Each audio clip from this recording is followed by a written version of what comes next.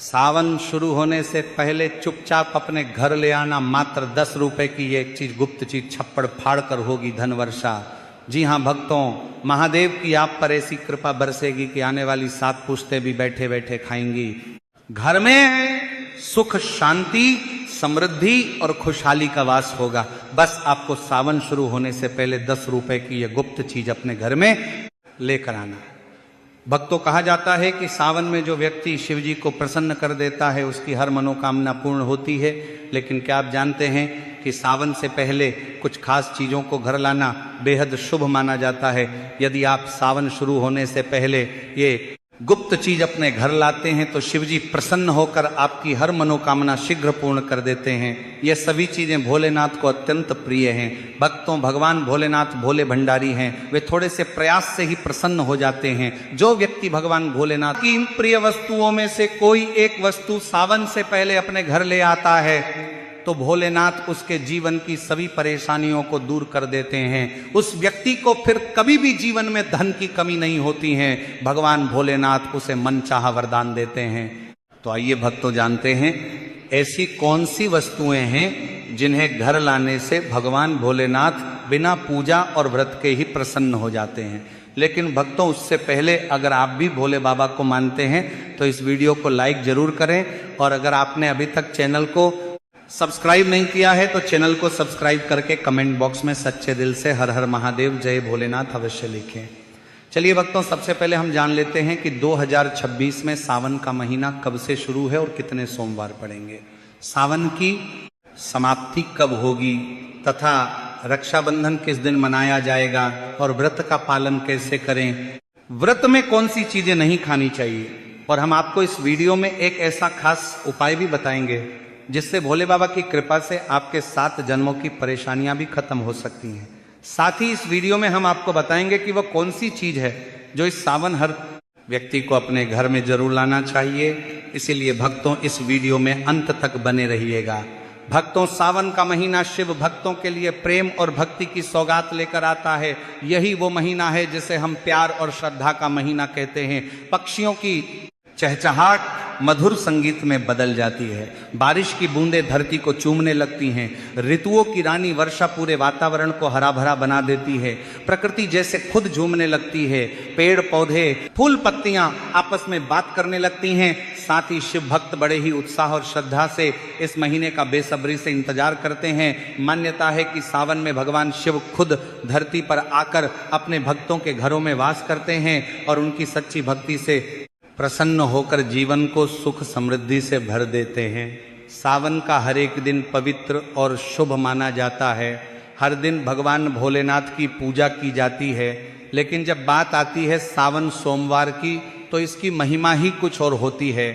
सोमवार का दिन बेहद पावन और फलदायक होता है। इस दिन जो भी व्रत रखते हैं उन्हें संपूर्ण फल की प्राप्ति होती है और अगले सोमवार की प्रतीक्षा फिर उसी श्रद्धा से की जाती है। तो भक्तों, अब आपको बताते हैं कि 2026 में सावन का महीना कब शुरू होगा। तो भक्तों, इस बार सावन का महीना 30 जुलाई 2026 से शुरू होगा और 28 अगस्त को समाप्त होगा।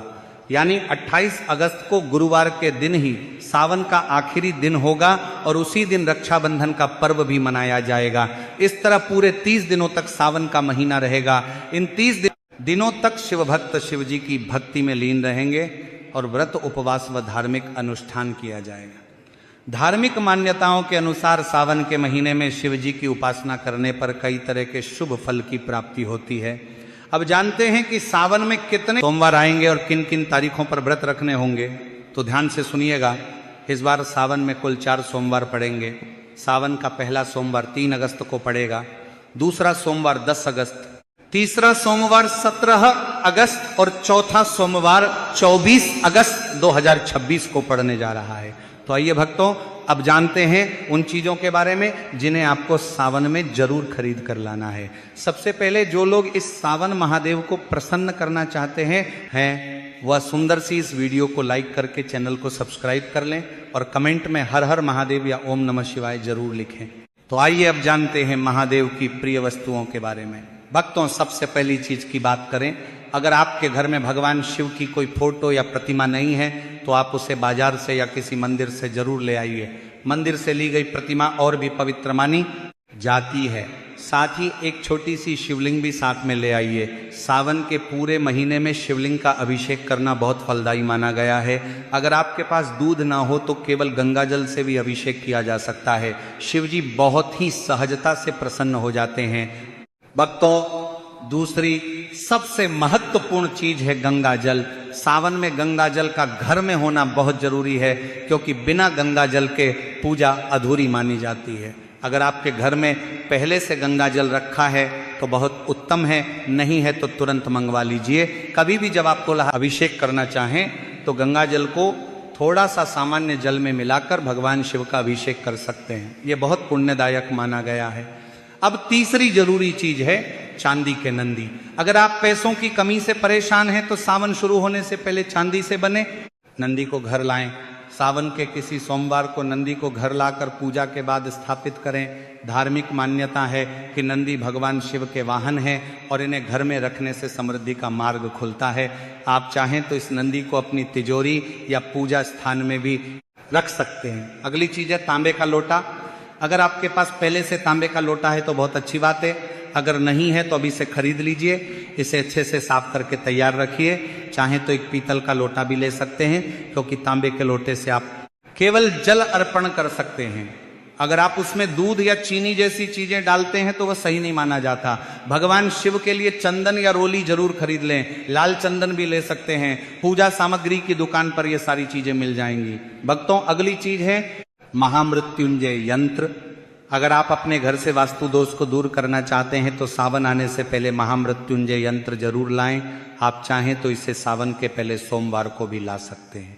इसके बाद विधि पूर्वक भगवान शिव की पूजा करके इस यंत्र को घर में स्थापित करें।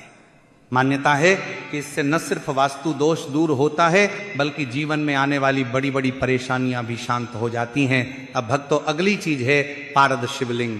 अगर आप चाहते हैं कि शिव जी की कृपा हमेशा बनी रहे तो सावन में अपने घर पारद शिवलिंग जरूर लाएं। सावन के किसी भी दिन इसे घर लाकर गंगाजल या कच्चे दूध से अभिषेक करें।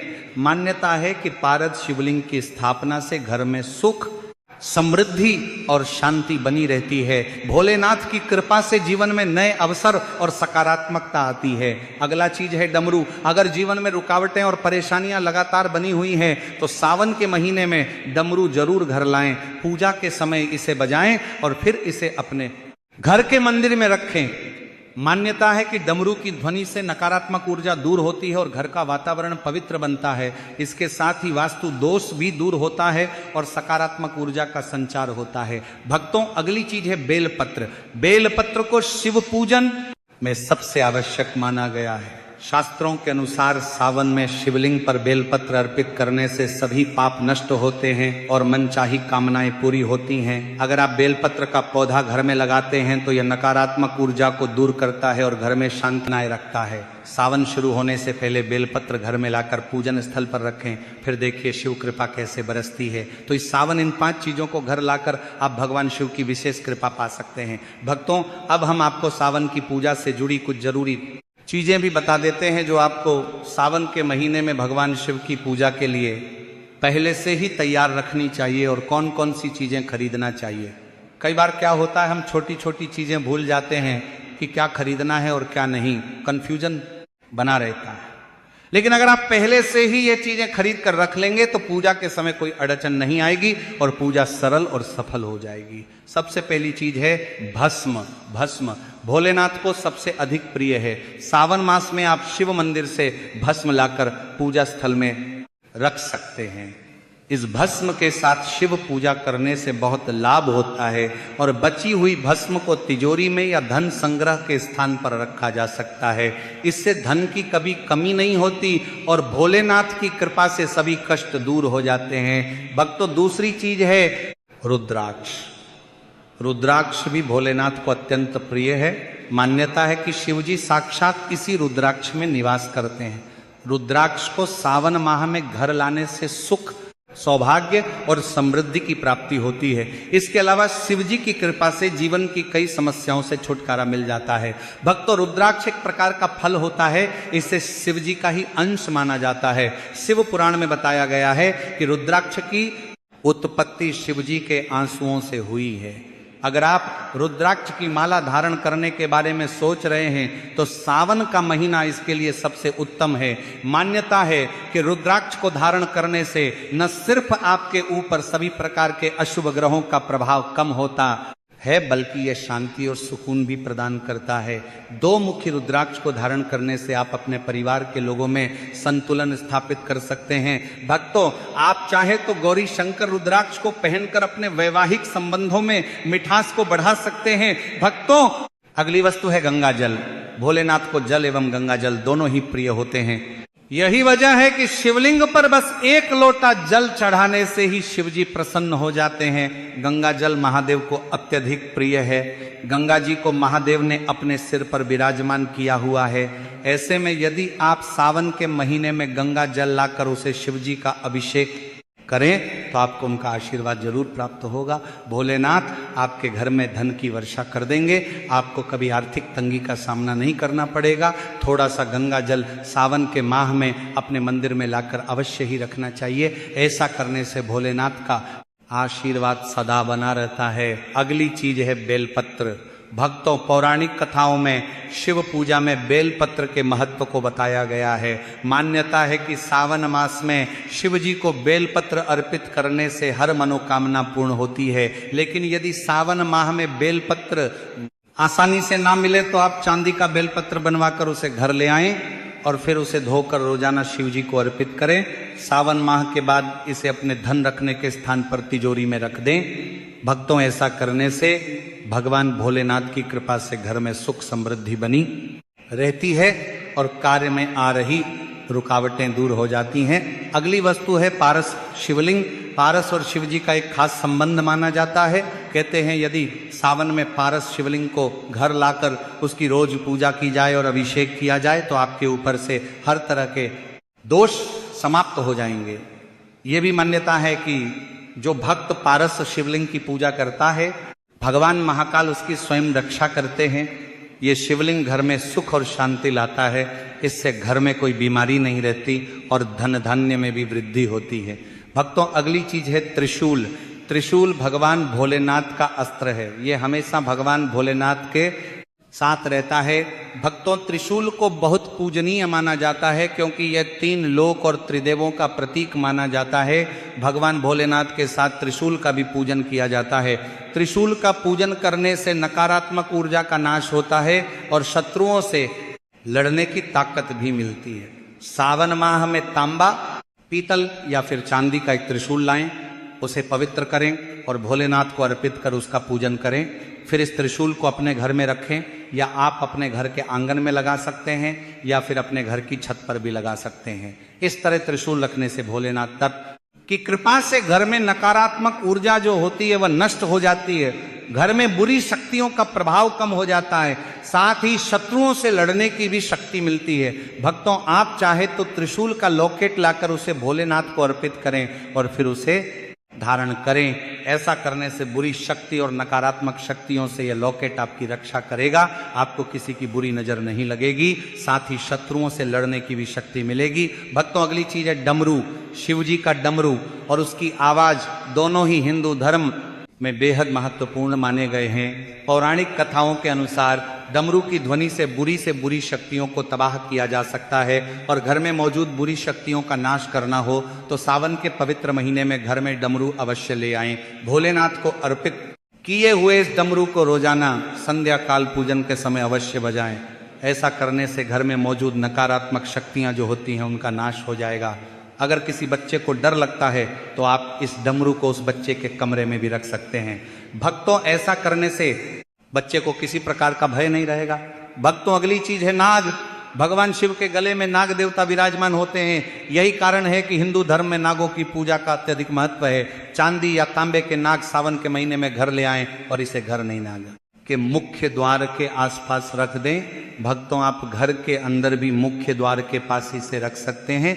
यदि आपको चोरी होने का डर है तो आप इसे छुपा कर रख सकते हैं, और रखने से पहले आप इसे पवित्र कर इनका पूजन अवश्य करें। यह नाग देवता घर में आने वाली बुराई को मुख्य द्वार से ही वापस लौटा देंगे। अगर आप दोष या काल सर्प दोष से पीड़ित हैं तो सावन माह से